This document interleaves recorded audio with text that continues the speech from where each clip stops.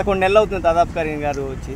ఈ 11 నెలల్లో ఎమ్మెల్యేగా రాష్ట్ర ముఖ్యమంత్రిగా ఈయన యొక్క ఏ విధంగా మీకు లోకేష్ గారు వచ్చి 11 నెలలు అవుతుంది. ఆయన ఇచ్చిన మాట ప్రకారం 10 నెలల్లోనే ఇళ్ల పట్టాలు అందించాడు. ఒక ఫస్ట్ విడతలోనే 10 మంది ఇళ్ల పట్టాలు ఇచ్చాడు. రెండో విడతలో ఇంకెంతమందికి వస్తాయో చూడండి. 3 విడతలుగా పెట్టారు లోకేష్ గారు ఇళ్ల పట్టాలు. ఒక విడతలోనే సగం వరకు లాగిచ్చేశాడు.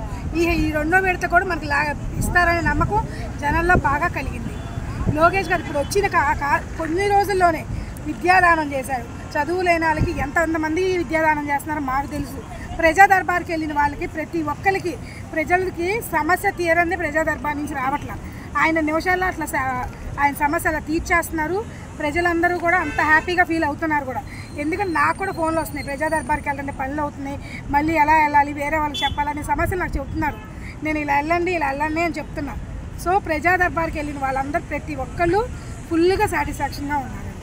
తర్వాత మాకు నెక్స్ట్ వచ్చేటప్పుడు మంగళగిరి నియోజకవర్గం వచ్చేటప్పటికి నిజంగా చెప్తున్నాం, ఇవాళ మేము గుండె మీద చేసుకుని చెప్తున్నాం. మంగళగిరి నియోజకవర్గంలో లోకేష్ గారు మాకు ఒక పెద్ద దేవుడు. ఆ దేవుడు లేనిది మంగళగిరి లేదు, ఏమీ లేదు. ఈరోజు మాకు మంగళగిరిని ఒక హైటెక్ సిటీ కంటే బాగా దిద్దుతారనే నమ్మకం మాకు వచ్చింది. ఇవాళ యాక్చువల్గా వాళ్ళ ప్రోగ్రామ్ జరిగేది కూడా మనకి చేనేత వస్త్రాల గురించే. ఈ program main concept mother's day అనే ప్రోగ్రామ్ పెట్టి మనం చేనేత వస్త్రాల గురించే మేము చేసేది.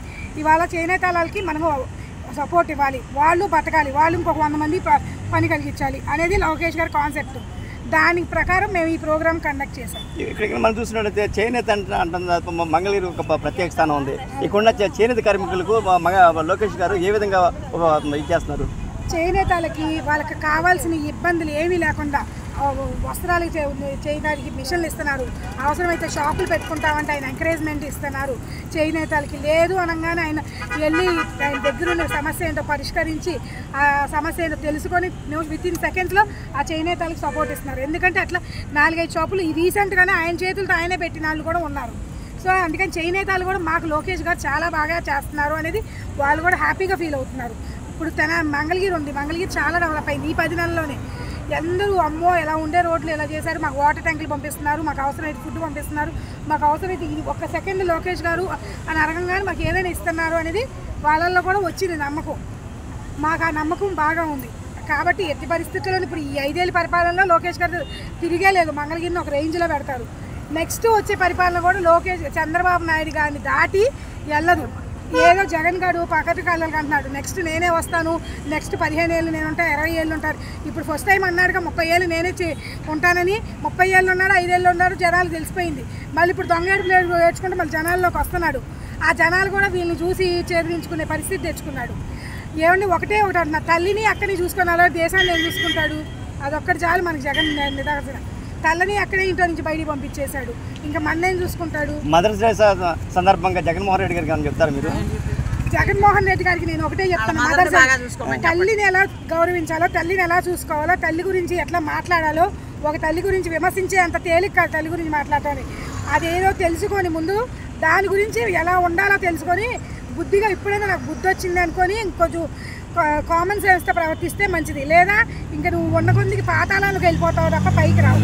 ఇదే నేను చెప్పేది. ఏమంటే ఇప్పుడు గత 5 సంవత్సరాలకి ఈ 11 నెలలకి ఏమైనా తేడా కనపడిందా? 5 సంవత్సరాల్లో మేము నరకాలను చూసారండి. ఏమంటే యాక్చువల్గా మేము కూడా చెప్తున్నాం, 5 సంవత్సరాలు మేము రోడ్ల మీద కూర్చున్న వాళ్ళు ఉన్నాం.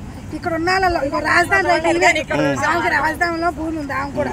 ఈ రాజధాని లైట్లతో పాటు మేము పరిగెత్తాం, రోడ్ల మీదకి వెళ్ళాం, పోలీస్ స్టేషన్కి వెళ్ళాం, రోడ్ల మీద కూర్చొని ధర్నాలు చేసాం, ఎక్కడ పడితే అక్కడ తీసుకెళ్ళి.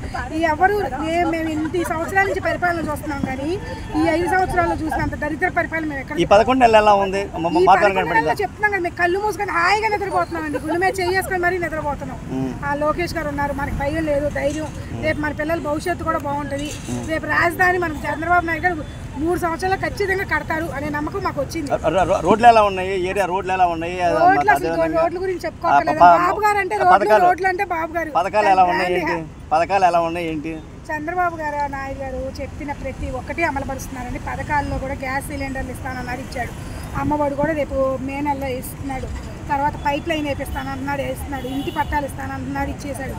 ఇప్పుడు మీకు రీసెంట్గా మన చనిపోయారు ఆర్మీ మన కోసం మురళీ నాయక్ గారు చనిపోయారు. ఆయన మన కోసం ప్రాణత్యాగం చేశారు. ఆయనలో చంద్రబాబు నాయుడు గారు స్వయంగా వెళ్ళి 5 లక్షల రూపాయలు చెక్కు ఇప్పించాడు. లోకేష్ గారు వాళ్ళు పొద్దున వెళ్ళి పైసలు చేశారు. జగన్మోహన్ ఏ రోజైనా ఎవరైనా చచ్చిపోతే వెళ్ళి కనీసం మొహం కన్నా చూశాడండి. అది పరిపాలన అట్లా ఉండ. చంద్రబాబు నాయుడు గారు మాట ఇచ్చాడంటే ఆ మాట వెనక్కి తీసుకోడు. ప్రాణం పోయినా ఆ మాట మీదే నిలబడతాడు. ఆయన ఈ వయసులో కూడా కష్టపడుతున్నాడంటే అర్థం చేసుకోండి మన కోసం ఎంత కష్టపడుతున్నాడో. మన దేశాన్ని ఒక స్టేజ్ తీసుకురావాలి. నేను హైదరాబాద్లో ఉన్నప్పుడు హైటెక్ సిటీ అయింది ఎట్లా చేశానో మనకి ఇక్కడ కూడా అలాగే అమరావతిలో ఉద్యోగాలు రావాలి. వేరే దేశాలు పరిగెత్తకూడదు. మన పిల్లలు కూడా ఇక్కడ హ్యాపీగా ఉండాలి. మన పిల్లల్ని మనం ఎందుకో వేరే చోట పంపించాలి అనే ఒకే కాన్సెప్ట్తో ఆయన పట్టుదలగా ఉన్నాడు. ఈ 3 సంవత్సరాల్లో రాజధాని అవదేస్తాడు. చూస్తూ ఉన్నాడు.